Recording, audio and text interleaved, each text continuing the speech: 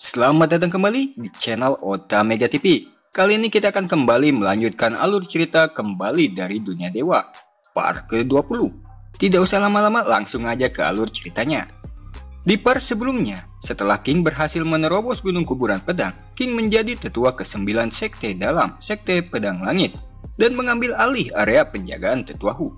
Setelah acara itu selesai, Tetuahu pergi ke Pavilion Baiyun, yang dimana kediaman tetua ketiga sekte dalam yang bernama Qian Bai. Di sana, dia menceritakan permasalahan yang sedang dihadapinya kepada Tetua Qian, yang merupakan sesama pengguna teknik iblis darah. Tetua Qian meminta Tetuahu tidak perlu panik karena dia telah memiliki sebuah rencana. Lalu dia menunjukkan sebuah botol obat yang berisi serbuk obat yang bisa membuat monster menjadi buas jika mencium aromanya. Besok pagi, kamu taburkan serbuk ini ke tubuh King. Begitu dia masuk ke tempat itu, dia pasti akan mati, ucap Tetua Qian.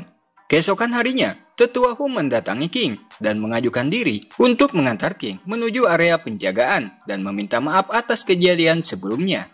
Perubahan sikap yang ditunjukkan Tetuahu tentu membuat King curiga. King berpikir pasti Tetuahu sedang merencanakan sesuatu.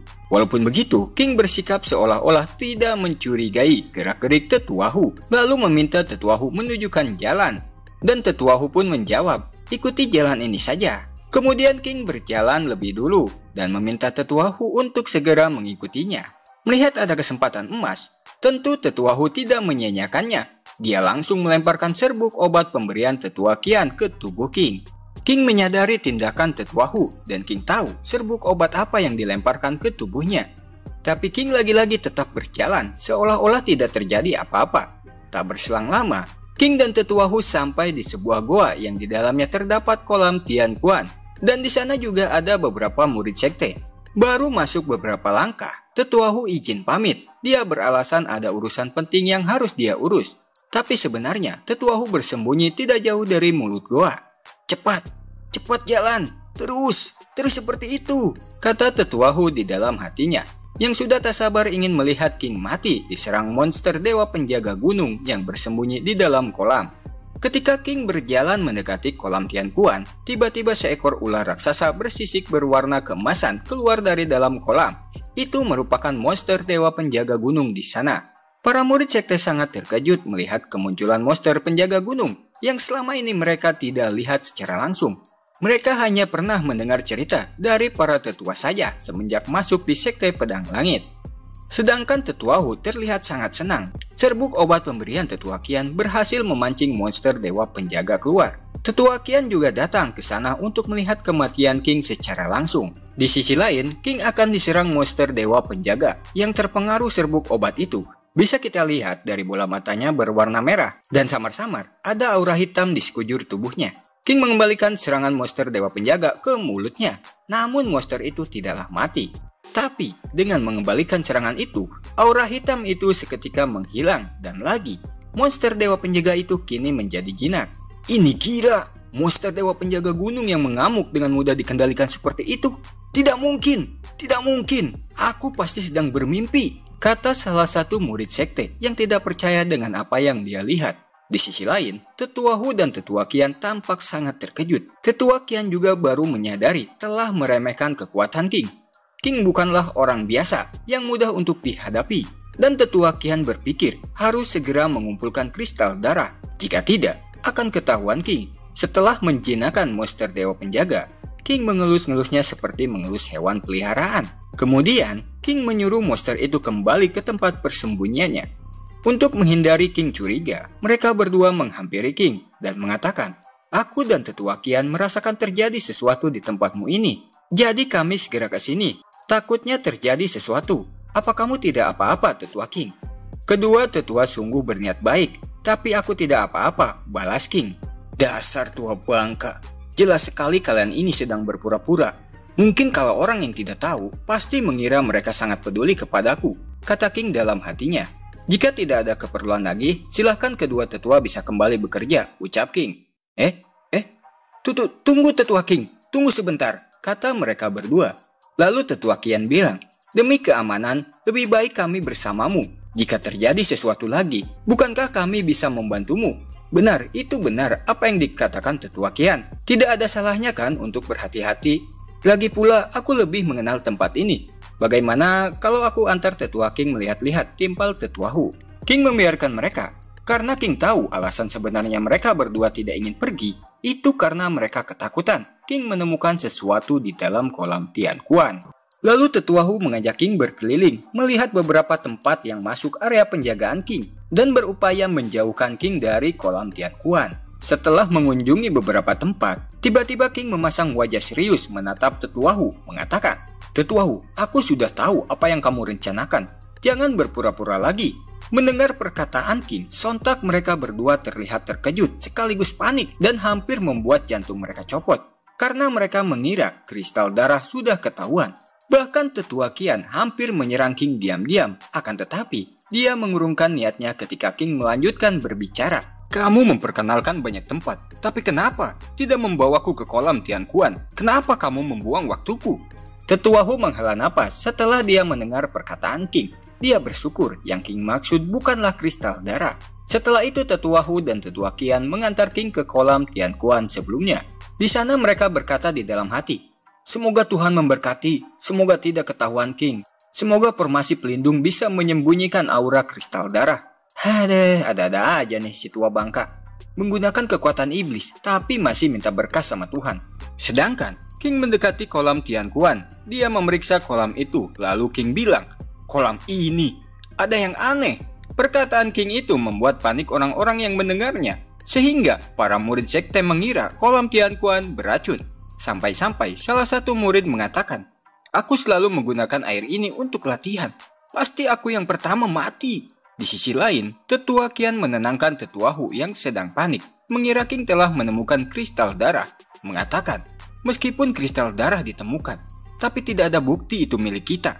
Jadi kamu harus tetap tenang agar tidak menimbulkan kecurigaan." Lalu Tetua Kian menghampiri King bertanya, "Apa maksud dari perkataan Tetua King tadi?" King berdiri dan mengatakan, "Baiklah, jika kalian ingin tahu, akan kukatakan. Air dalam kolam ini ada darah." "Apa? Ada darah? Darah apa, Tetua King?" tanya mereka berdua yang sangat terkejut. Bukan. Maksudku di kolam ini ada esensi jiwa salju," kata King. Jadi esensi jiwa salju itu bisa dikatakan adalah harta pusaka dari kekuatan spiritual elemen air. Tetua Hu yang terkena prank lagi sama King, dia terlihat lemas mengatakan, tidak peduli itu benar atau tidak, asalkan bukan itu." Sedangkan Tetua Kian yang mengelap wajahnya yang berkeringat, dia bilang, "Brengsek, lagi-lagi dia menakuti kita setengah mati." Tetua Hu yang tidak percaya dengan yang dikatakan King mengatakan, hanya mengamati beberapa tetes air kolam Tian Kuan, lalu menyimpulkan itu tidak masuk akal. Untuk membuktikannya, King mengambil esensi jiwa salju dari kolam Tian Kuan dan menunjukkannya kepada Tetua Hu, lalu memberikannya kepada para murid sekte. King juga bilang kepada mereka akan mengajari cara menggunakan kekuatan dari air itu agar mereka bisa menyerap esensi jiwa salju dari kolam Tian Kuan. Mendengar itu, mereka menyanjung kemampuan King, sehingga membuat Tetua Hu berasa dipermalukan King yang baru saja menjadi tetua dibandingkan dirinya. Tetua Kian mendekati Tetua Hu. Dia bilang untuk tidak memikirkannya. Yang terpenting, King tidak menemukan kristal darah. Tetua Kian juga bilang mereka harus melakukan sesuatu malam ini. Singkat cerita, ketika malam tiba di sebuah goa di dasar kolam Tian Kuan. Di sana, Tetua Hu dan Tetua Kian sedang mengumpulkan kristal darah yang mereka sembunyikan untuk dipindahkan ke tempat lain. Sambil memasukkan kristal darah ke dalam peti, Tetua Hu bilang, "Kita seharian dibuat khawatir, tapi ya pada akhirnya dia tidak menemukannya juga. Aku sungguh minta maaf telah mengecewakan kalian berdua. Sebenarnya, aku sudah mengetahuinya, hanya saja aku tidak langsung mengungkapkannya supaya aku bisa melihatnya dengan mata kepalaku sendiri," kata King yang datang bersama Tetua Suhan. Tetua Suhan juga mengatakan, "Hukun, sebenarnya King dari awal sudah mengetahuinya. Dia terus berpura-pura untuk mengetahui siapa yang membantumu. Jelas-jelas sudah tertangkap basah, tapi Tetua Kian malah berdalih mengatakan King dan Tetua Suhan sudah salah paham. Dan dia juga bilang menemukan tempat ini tidak sengaja saat menjelajahi gua ini." Lalu King menunjukkan sebuah kristal perekam. Dengan kristal ini, semua tindakan dan ucapan Tetua Kian dan Tetua Hu telah direkam. membuat Tetua Qian tidak bisa mengelak lagi. Dalam keadaan terpojok, dia mengeluarkan kekuatan iblisnya. Tetua Hu berusaha menghentikan Tetua Qian karena dia tahu kekuatan King itu seperti apa. Dan dia sadar walaupun kekuatan mereka berdua disatukan, mereka bukanlah tandingan King.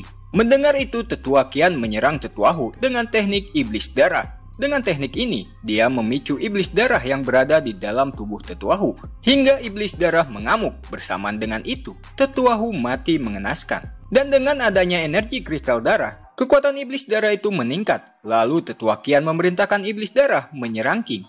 King bersiap memasang kuda-kudanya dan menggunakan esensi darah kaisar dewanya.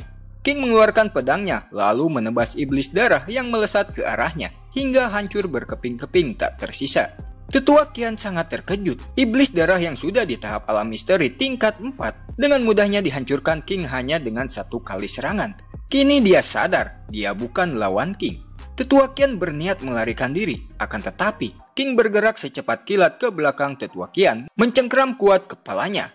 Untuk mengetahui siapa pemimpin mereka, King menggunakan teknik pencarian jiwa pelacak memori. Dengan teknik ini, King masuk ke dalam ingatan Tetua Qian. Di sana, King melihat semua yang dilakukan Tetua Qian, seperti kehidupan yang berpoya-poya, berlatih teknik iblis darah, dan siapa saja yang berlatih teknik iblis darah, dan juga terakhir melihat Tetua Qian sedang melaporkan kristal darah kepada seseorang. Tapi sayangnya, wajahnya tidak terlihat dengan jelas. Lalu tiba-tiba saja orang itu menoleh ke arah King. Dengan kekuatan persepsi yang sangat kuat membuat King tidak bisa meneruskan teknik pencarian jiwa. Dan orang itu juga menanamkan sebuah teknik untuk melindungi informasinya ke dalam memori Tetua Qian. Jadi, jika dalam keadaan bahaya, orang yang tertanam teknik itu akan mati.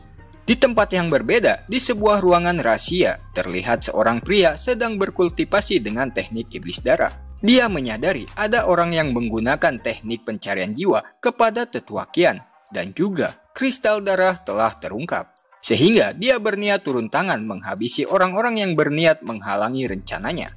Ternyata, pria itu adalah kepala sekte pedang langit yang bernama Gong Yuchen. Beralih kembali ke King, di sana Tetua Suhan bertanya, "Tuan King, apakah kamu menemukan sesuatu? Aku melihat seseorang. Kemungkinan dia pemimpinnya, tapi sayangnya tidak terlihat begitu jelas. Akan tetapi, aku sudah tahu orang-orang yang berlatih teknik iblis darah dan juga tempat penyimpanan kristal darah," balas King. "Tetua Suhan, pergilah, hancurkan tempat penyimpanan kristal darah dan habisi orang-orang itu," perintah King kepada Tetua Suhan.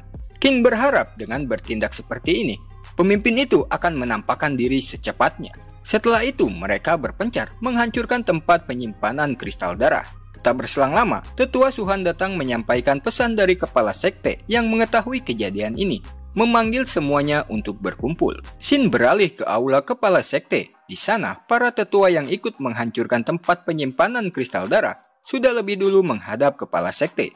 Tak berselang lama, Tetua Suhan dan King juga datang. King yang baru pertama kali bertemu kepala sekte berkata dalam hati, "Aku merasa pernah bertemu dengannya, tapi entah di mana." Karena sudah berkumpul semuanya, kepala sekte menyampaikan tujuan mengumpulkan mereka semua.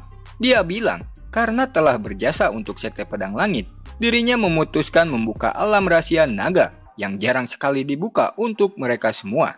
Dia juga bilang perlakuan khusus ini untuk meningkatkan kekuatan mereka semuanya untuk persiapan jika terjadi masalah yang lebih besar di kemudian hari. Dan orang yang mengantarkan mereka ke sana bernama Wu Mian, penjaga sekte pedang langit. Terlihat para tetua sangat senang akan masuk ke tempat alam rahasia naga, tapi mereka tidak tahu apa yang sedang menanti mereka di sana. Sebenarnya, apa yang sedang direncanakan kepala sekte yang merupakan pemimpin pengguna teknik iblis darah.